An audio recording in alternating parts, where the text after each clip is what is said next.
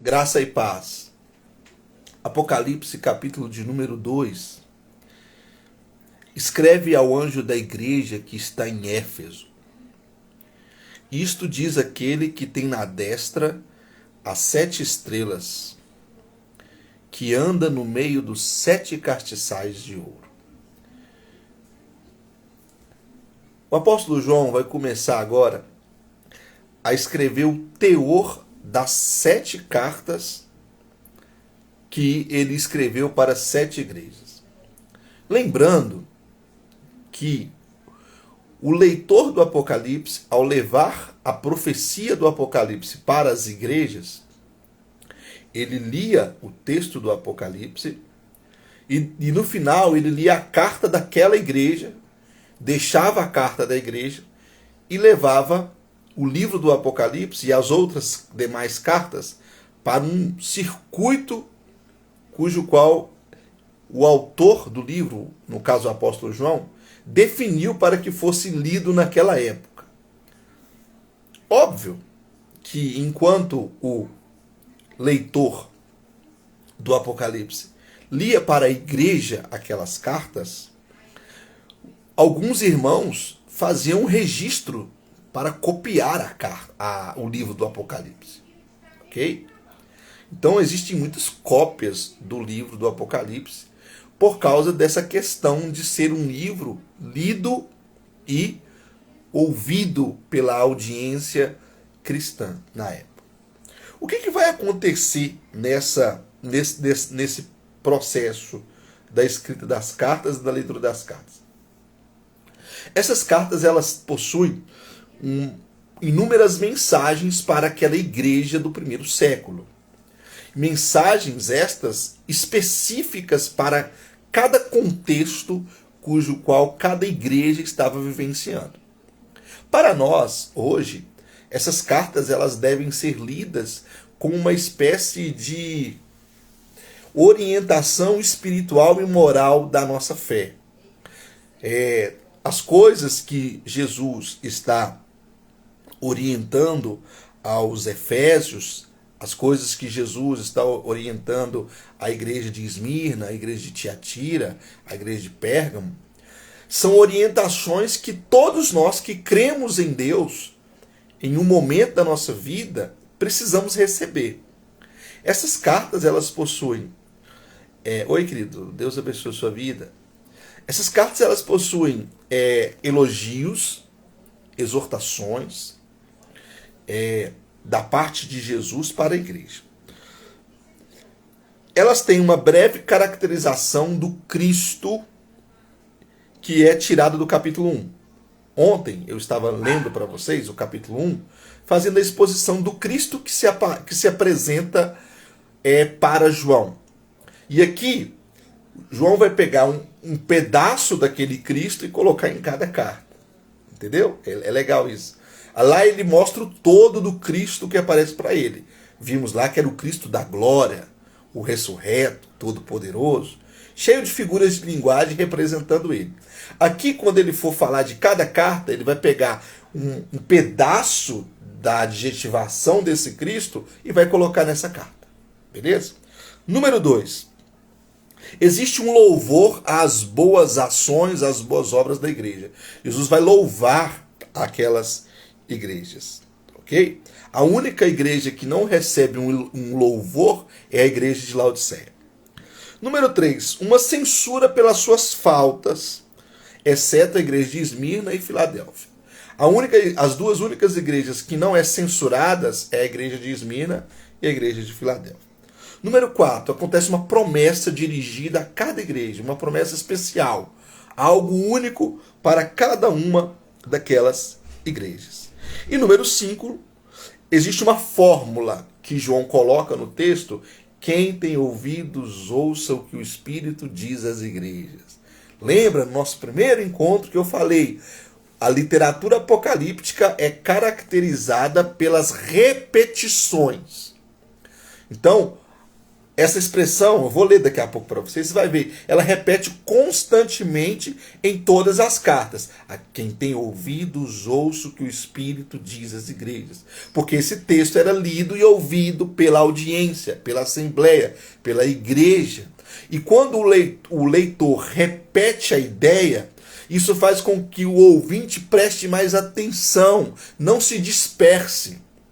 Ele leu: quem tem ouvidos, ouça o que o Espírito diz às igrejas. Isso está no consciente dele. Quando ele ouve de novo essa expressão, se ele estivesse desatento com a leitura, ele ia aprumar o corpo e ia começar a prestar atenção, porque aquilo ali era como se fosse uma marca no texto para que ele pudesse acompanhar a leitura, entende? Porque é um texto de literatura apocalíptica.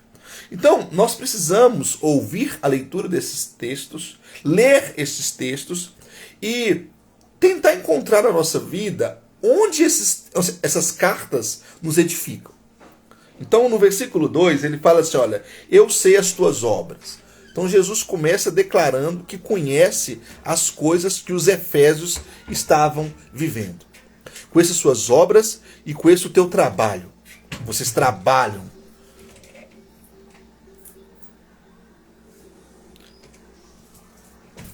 Vocês trabalham no reino, ok? E vocês têm paciência. E vocês não podem sofrer os maus e puseste à prova os que dizem ser apóstolos e não o são, e tu o achastes mentirosos.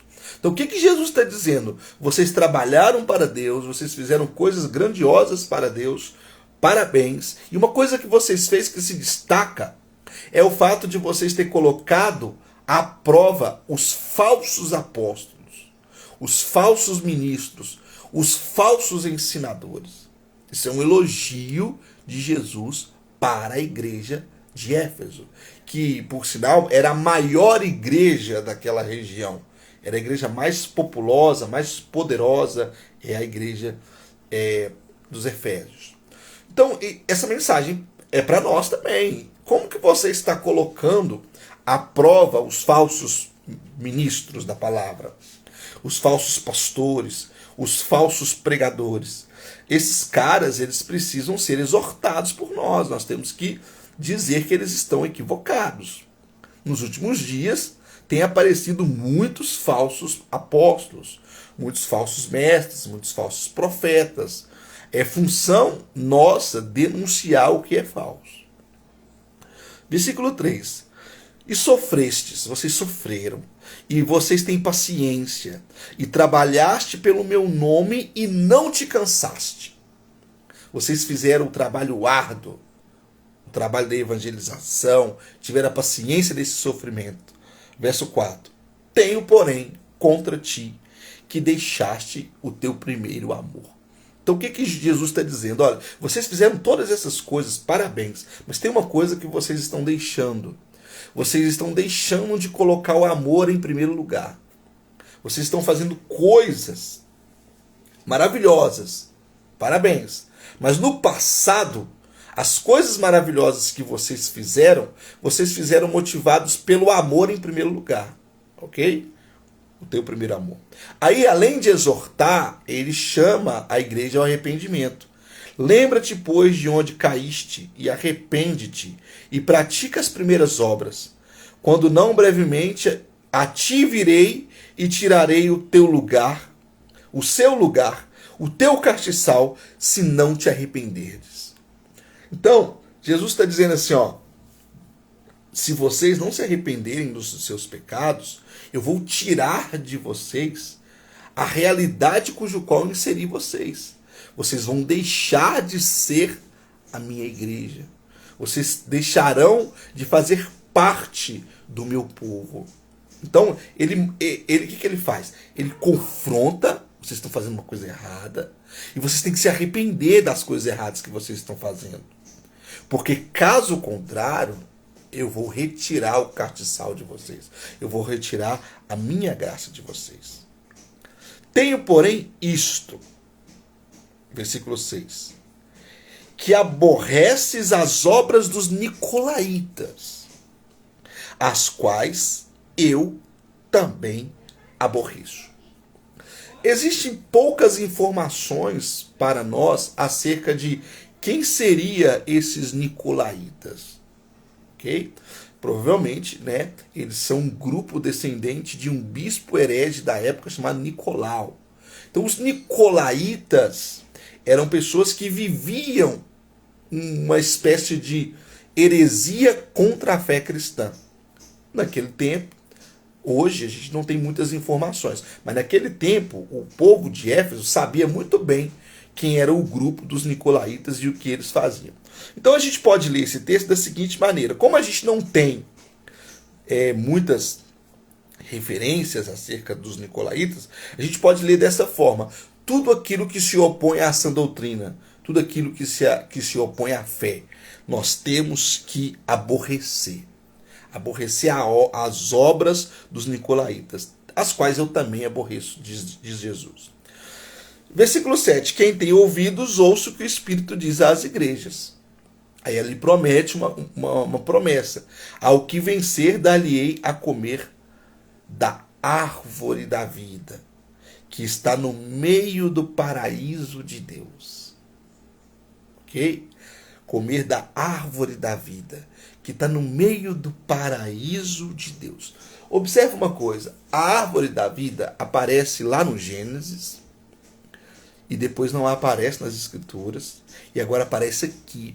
Então, provavelmente, quando nós estivermos no reino de Deus, nós vamos voltar a comer da árvore da vida. Provavelmente.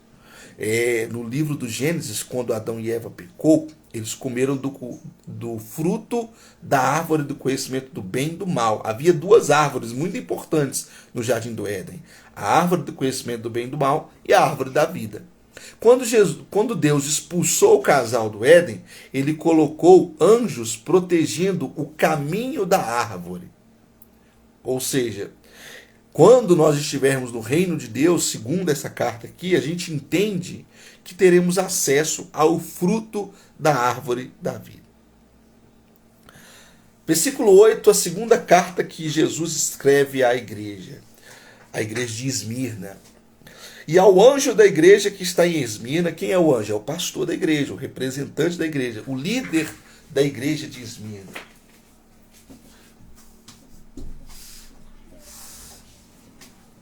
Qual é a mensagem que você vai transmitir para os fiéis aí? Isso diz o primeiro e o último. Lembra que eu falei das repetições? Lá no primeiro capítulo, Jesus fala: eu sou aquele que era, que é e que há de vir. Lá no primeiro capítulo, Deus fala: aquele que é, que era, o que há de vir. Aí lá no primeiro capítulo ele fala: eu sou o alfa e o ômega. Agora aqui ele usa essa expressão. Isso diz o primeiro e o último, ou seja, repetindo a questão da glória de Deus, do poder de Deus, de Deus ser atemporal, de Deus viver no eterno agora. Ele é o primeiro e o último, ele é o começo e o fim, ele é o alfa e o ômega, ele é aquele que era, que é e que há de vir. Que foi morto e reviveu. Ok? Eu sou, ao anjo da igreja que está em Esmirna, escreve: o primeiro e o último, que foi morto e reviveu. Eu sei as tuas obras.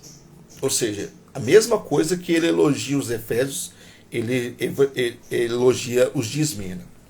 E a tribulação, e a pobreza, mas tu és rico. Olha que interessante. Essa igreja, ela era uma igreja pobre economicamente, não rica como era a igreja de Laodiceia e a igreja de Éfeso. Mas Jesus está dizendo: vocês são ricos. Ricos de graça, não ricos economicamente. E a blasfêmia dos que se dizem judeus e não são, mas são a sinagoga de Satanás. Vamos lá, deixa eu explicar isso aqui. O que são esses que se dizem judeus e não são? Pode ser duas coisas.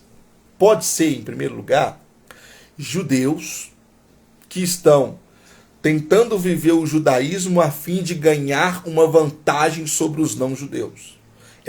É o que Paulo denuncia lá na carta aos Gálatas. Tá bom? Pode ser isso. Mas pode também, eu creio que a hipótese mais relevante é que são falsos cristãos. Ok? Ou seja, o judeu é aquele que é, de fato, crente. É aquele que é interiormente, como Paulo fala, não exteriormente. Então pode estar se referindo ao falso crente. E esses falsos crentes, esses falsos judeus, eles são a reunião de Satanás, a sinagoga de Satanás. Quando eles estão indo de confronto à doutrina de Deus, eles estão fazendo o papel do diabo, o papel de Satã, que é perseguir a igreja de Deus. Por isso que eles são a sinagoga. Sinagoga é a reunião judaica. Sinagoga era um local, né? E ali naquele local havia uma reunião onde a Torá era lida. Ok? Então, quando fala assim, são a sinagoga de Satanás, é que vocês estão se reunindo em nome de Satanás. Isso é muito forte. Nada temas das coisas que hás de padecer. Eis que o diabo lançará alguns de vós na prisão, para que sejais tentados, e tereis uma tribulação de 10 dias. Ser fiel até a morte, e dar-te-ei a coroa da vida. Então o que seria essa tribulação de 10 dias? Um grupo de estudiosos vai dizer que esses 10 dias são os 10 imperadores romanos que perseguiram a igreja. Ok? Começando lá com Nero e encerrando-se com Constantino. É uma hipótese. Mas eu acho que a hipótese mais relevante para 10 dias é que 10 é um curto período. 10 dias significa um tempo curto. Ou seja, vocês vão passar por uma perseguição intensa, mas ela vai passar. Ela vai ser rápida. 10 dias, ou seja, vai ser um período curto. Então, crentes daquela igreja vão ser presos, crentes daquela igreja passarão por tribulações, crentes daquela igreja vão ser tentados, no sentido aqui, ó, quando fala tentados, é o seguinte, eles vão ser levados a negar a fé em Deus. Eles serão levados a negar a fé cristã. E isso aconteceu naquela época com aquela igreja e acontece hoje em dia. Né? Muitos cristãos hoje em dia estão sendo levados à prisão, estão sendo tentados a negar a fé, estão passando por tribulações. E aí Deus fala, se vocês forem fiéis até a morte, eu vou dar para vocês a coroa da vida. Por que ele fala coroa? Coroa era o prêmio que os atletas gregos ganhavam nos jogos que havia naquela época. Então a coroa era um prêmio dado a quem se esforçou, um prêmio dado àquele que venceu. Então Deus está pegando a realidade dos jogos gregos e metaforizando o prêmio da glória nesses jogos gregos, no caso aqui, no símbolo da coroa que era dada para o atleta. Quem tem ouvidos, ouça o que Depois eu vou falar para vocês a diferença de coroa e diadema, quando a gente chegar lá na mulher e o dragão. Mas por enquanto fica com essa mensagem aí, ó. Quem tem ouvidos, ouça o que o Espírito diz às igrejas. O que vencer não receberá o dano. O que acontece aqui? Ó? O dano da segunda morte. O que é a segunda morte? O que é a segunda morte? A segunda morte é a condenação eterna. Todos nós vamos morrer. Todos nós vamos morrer. Aqueles que participarão do arrebatamento não vão morrer. Estes são os únicos que não vão morrer. Os demais vão experimentar a morte. E quando nós morrermos, no dia do juízo final, nós vamos ressuscitar diante do trono de Deus. Aqueles que creram no Evangelho ressuscitarão para a vida eterna. Aqueles que não creram no Evangelho ressuscitarão para o desprezo eterno. Esse desprezo eterno, essa condenação eterna, é o que a Bíblia chama de segunda morte. Entendeu? Isso não significa que as pessoas vão morrer de novo. Segunda morte é uma figura de linguagem para falar da condenação eterna dos ímpios. Chegamos na terceira igreja, e essa aqui é muito interessante. As outras também são, né? E ao anjo da igreja que está em Pérgamo, era uma cidade, né, da Ásia Menor, escreve: isto diz aquele que tem a espada aguda de 2 fios, ou seja, isto diz aquele que tem a palavra, aquele que está com o poder da palavra, Jesus Cristo. Ou seja, lá no capítulo 1 eu falei isso aqui, ó. Ele é aquele que tem a espada aguda, ele é o primeiro e o último, ele é aquele que... onde é que tá, gente? Que anda diante dos castiçais de ouro. Tudo isso está no capítulo 1. Eu sei as tuas obras e onde habitas, que é onde está o trono de Satanás. O que é esse trono de Satanás? Vamos lá. O Império Romano, ele tinha uma espécie de uma metafísica, uma ciência da religião, uma prática religiosa extremamente permissiva. Se você estivesse dentro do Império Romano, você poderia cultuar qualquer deus que você quisesse. Você poderia cultuar qualquer divindade que você quisesse. Dentro do Império Romano, as pessoas eram livres para crer no que quisessem. Porém, se você quisesse ter os benefícios do Império, se você quisesse viver em paz no Império, transitar nos comércios do Império, nas rotas imperiais, você tinha que oferecer um incenso ao imperador. O imperador, ele era um deus, considerado um deus dentro do Império Romano. Então você tinha que oferecer um incenso a ele. E quando fala aqui, ó, onde está o trono de Satanás, vocês moram em Pérgamo, e lá em Pérgamo tinha uma estátua, onde foi construído o primeiro templo ao imperador.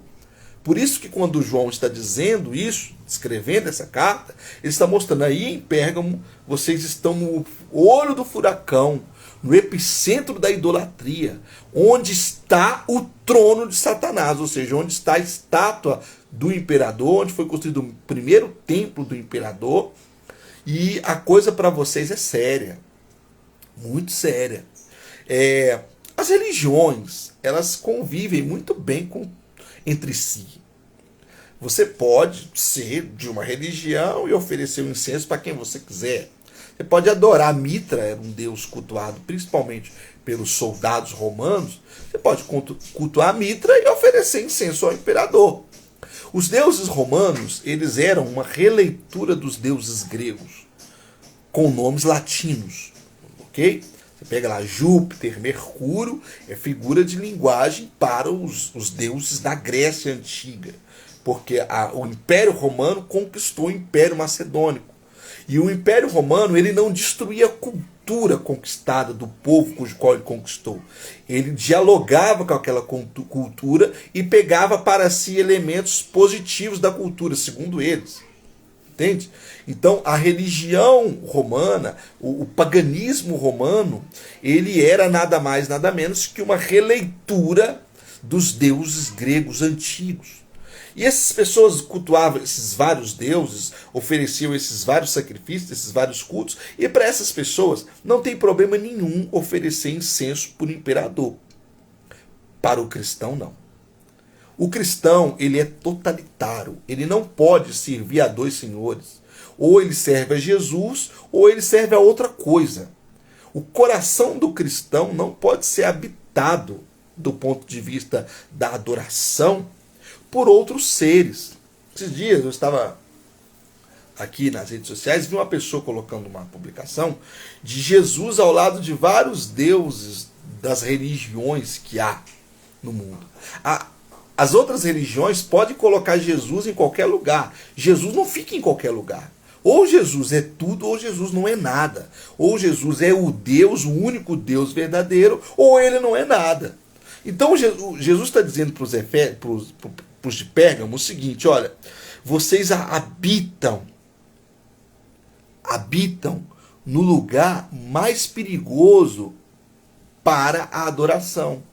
porque vocês habitam onde está o trono de Satanás. E o que ele diz? Olha, e retens o meu nome e não negaste a minha fé. Isso é muito forte. Os de Pérgamo, habitando lá onde havia o templo do imperador, onde havia a estátua do imperador, eles seguiram firmes, pregando o nome de Jesus, retendo o nome de Jesus e não negando a fé. E ele continua. Isso vai gerar o quê? Martírio.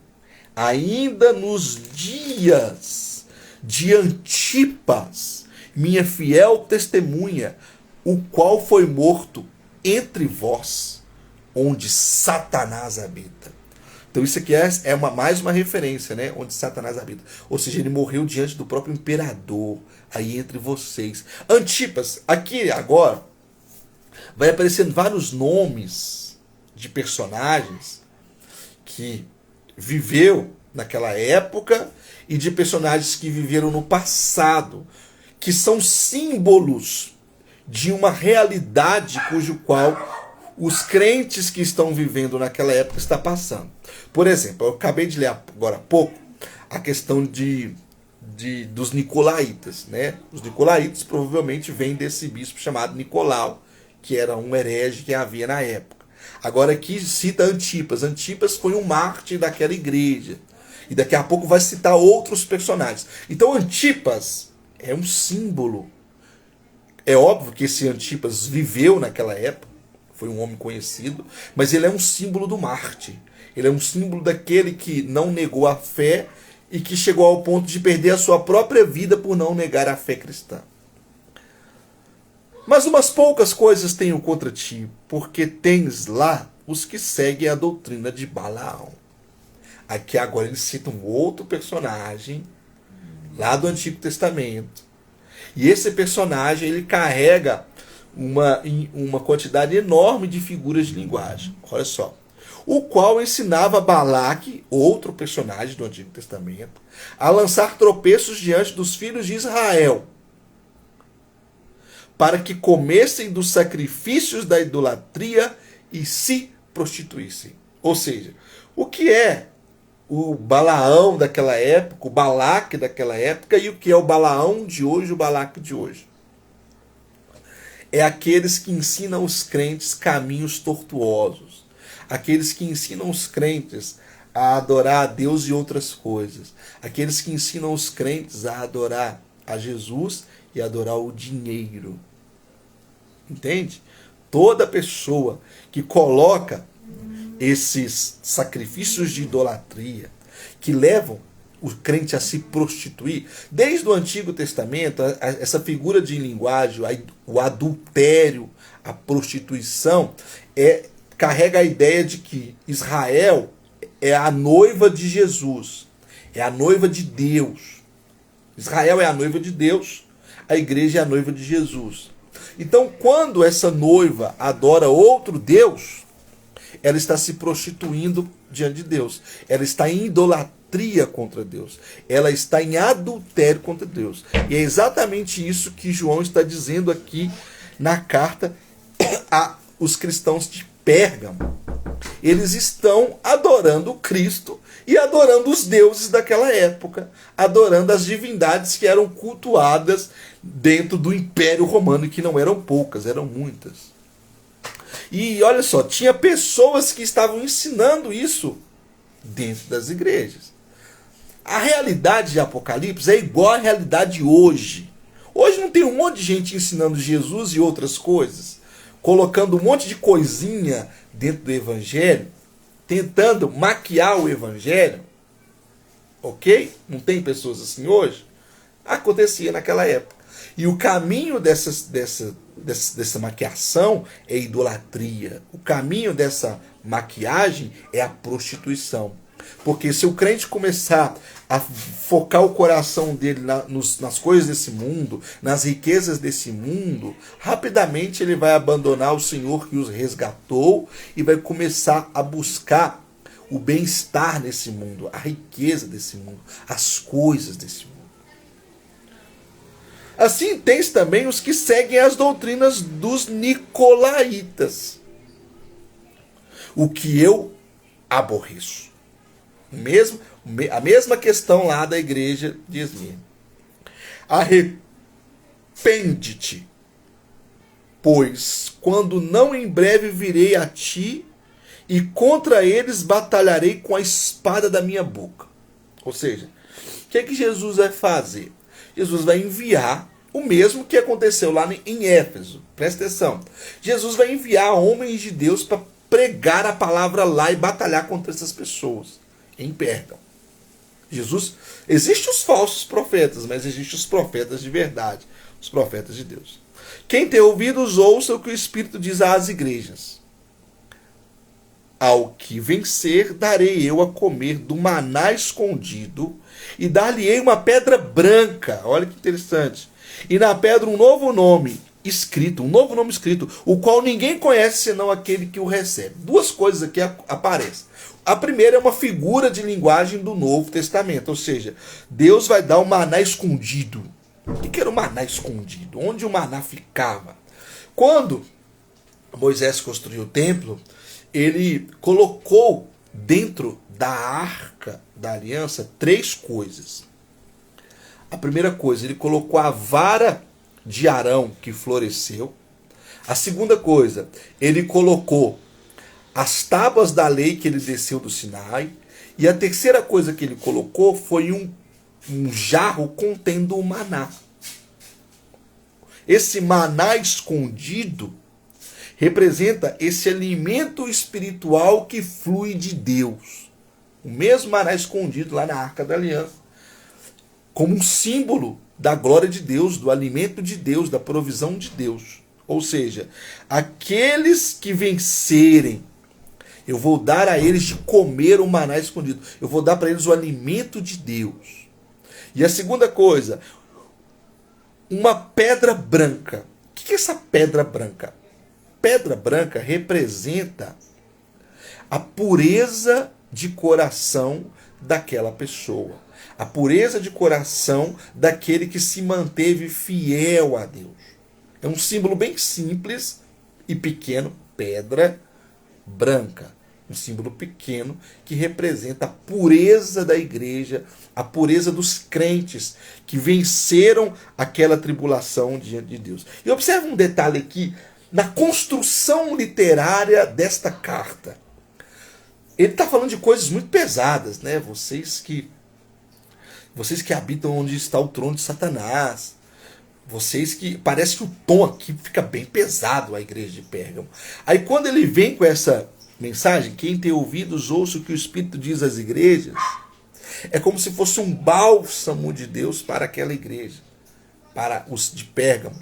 E é como se fosse um bálsamo para o leitor ouvinte do texto. Porque aqui a coisa estava pesada. Ele citou os nicolaítas, ele citou Balaão, ele citou Balaque, ele citou o trono de Satanás, ele citou a sinagoga de Satanás. Aí, de repente, o escritor da carta, né, no caso João, inspirado por Deus, nos dá esse consolo. E no final, uma pedra branca, escrito um nome cujo qual ninguém conhece senão aquele que o recebe. Ou seja, é a intimidade que a gente tem com Jesus. É a intimidade que a gente tem com o Pai, o Todo-Poderoso. Chegamos então na quarta carta, a quarta e última carta deste dia, né? Na próxima aula, no nosso próximo encontro, nós vamos falar da quinta, da sexta e da sétima carta. A quarta e última carta é a carta à igreja de Tiatira. E ao anjo da igreja de Tiatira escreve isto. Escreve: isto diz o Filho de Deus que tem os olhos como chama de fogo. Ou seja, pegou mais um aspecto lá do capítulo 1. Tudo isso estava lá no capítulo 1. Vou repetir também para você entender. Olhos como chama de fogo, aquele que caminha entre os 7 castiçais, aquele que tem a espada aguda de 2 gumes saindo da sua boca. Tudo figura que estava no capítulo 1. Bonito a forma como ele constrói, né? Ele apresenta lá no capítulo 1 toda a glória de Jesus. E ele vem cortando essa glória e colocando um pedaço na descrição da apresentação de Jesus em cada igreja. Lindo. Isso é uma literatura. Isso não é à toa, gente. Quando João escreveu essa obra de literatura apocalíptica, ele não colocou esses detalhes gratuitamente. Tudo isso foi planejado. Quando ele escreveu o capítulo 1 e colocou todas as adjetivações de Jesus e veio colocando cada uma delas em uma das 7 cartas, isso é um trabalho literário minucioso. É um trabalho literário de alguém que entende as categorias da literatura. Porque a Bíblia ela é uma obra literária, a Bíblia toda, e especificamente o livro do Apocalipse, que é um texto construído nessas categorias. Isso o autor coloca no texto para deixar o texto bonito, para embelezar o texto quando ele for lido e ouvido pelos ouvintes. Lido pelo leitor e ouvido pelos ouvintes, no plural. Que tem os olhos como chama de fogo e os pés semelhante ao latão reluzente. Eu estou falando daquele que apareceu. Eu conheço as tuas obras e o teu amor, e o teu serviço e a tua fé, e a tua paciência, e que as tuas últimas obras são mais do que as primeiras. Geralmente, quando uma igreja inicia-se, ela inicia-se no fogo das obras, no calor das obras.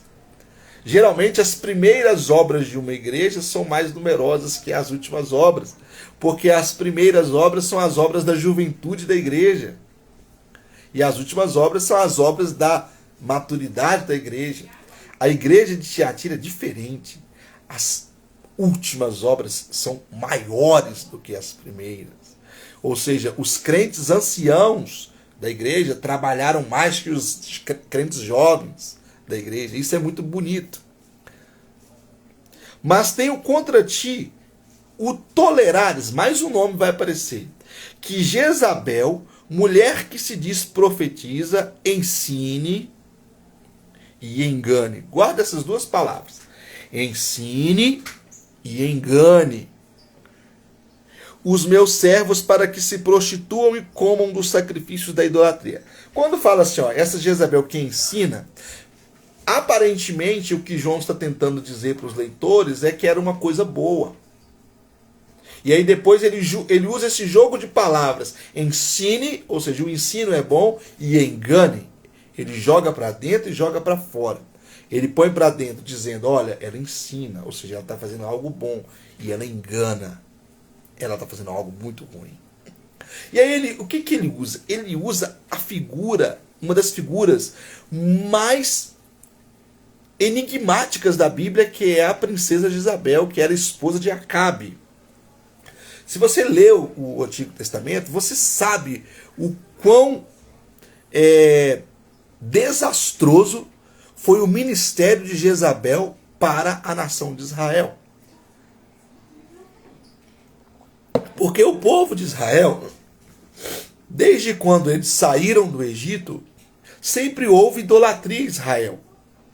Sempre houve dentro do território de Israel homens idólatras, homens que adoravam Yahvé e os Baalins, Yahvé e a Sera, Yahvé e Astarote, Yahvé e os deuses dos cananeus, dos heteus, dos girgazeus, dos filisteus, adoravam os deuses daquela época. Porém, Israel sempre foi o povo de Deus, o povo monoteísta. Sempre foi o povo de Deus, o povo monoteísta. Na época de Jezabel, o que vai acontecer? A idolatria se torna institucionalizada. Aí é o problema. É como se a religião de Yahvé, fosse a religião oficial de Israel até a vinda da princesa Jezabel. Porque Jezabel tornou o baalismo a religião oficial do reino de Israel, do povo de Israel. Então Jezabel é um símbolo maior da idolatria. É o símbolo maior do engano para o povo de Deus. Vai aparecer outro símbolo aqui, daqui a pouco você vai ver, né? A besta, a mulher montada numa besta, Babilônia. Tudo são símbolos da idolatria, símbolos do mal que se opõe a Deus.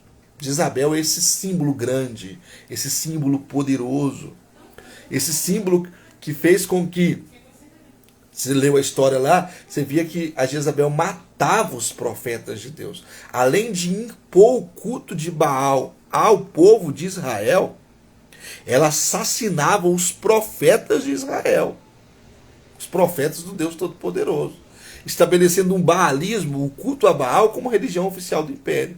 E o que Jesus está dizendo aqui? Olha, vocês estão tolerando essa Jezabel, deixando com que ela ensine e engane vocês. E deixando com que vocês se prostituam e comam dos sacrifícios da idolatria. Vocês estão comendo do fruto das obras dessa mulher. Gente, não havia lá na igreja de Tiatira uma mulher chamada Jezabel que está enganando o povo. Não havia isso. Havia falsos profetas que estavam estabelecendo isso aqui, ó, prostituindo o povo, sacrificando os elementos e expondo como idolatria para o povo, fazendo com que o povo comesse daquele fruto, fazendo com que o povo participasse daquele culto. E vocês toleravam essas pessoas imbuídas do espírito de Jezabel, essas pessoas que estão enganando vocês.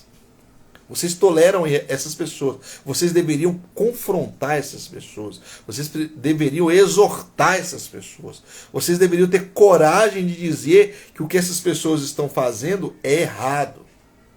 E ele continua. E dê-lhe tempo para que se arrependesse da sua prostituição.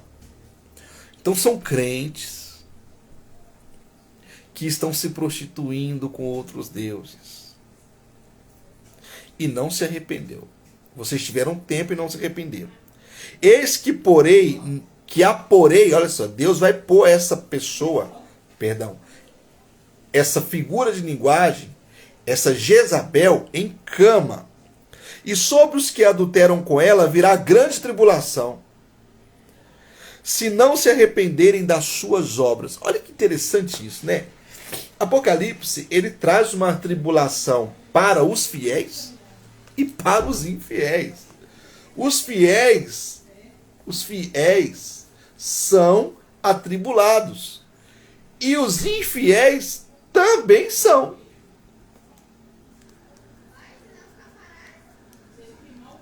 Entenda isso. Vem tribulações sobre os crentes e sobre os falsos crentes. Não é só sobre os falsos crentes. É sobre os crentes e sobre os falsos crentes.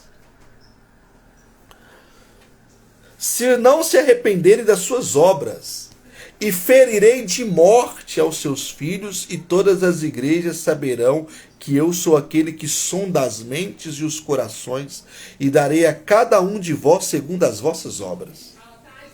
Deus está dizendo, eu vou matar os seus filhos. Eu vou destruir as suas descendências. Eu vou acabar com esse mal. Deus, ele não é bobo, Deus não é trouxa, Deus não é idiota. Os homens vão fazer um mal e Deus vai cobrar esse mal. É o mesmo que aconteceu lá no Antigo Testamento.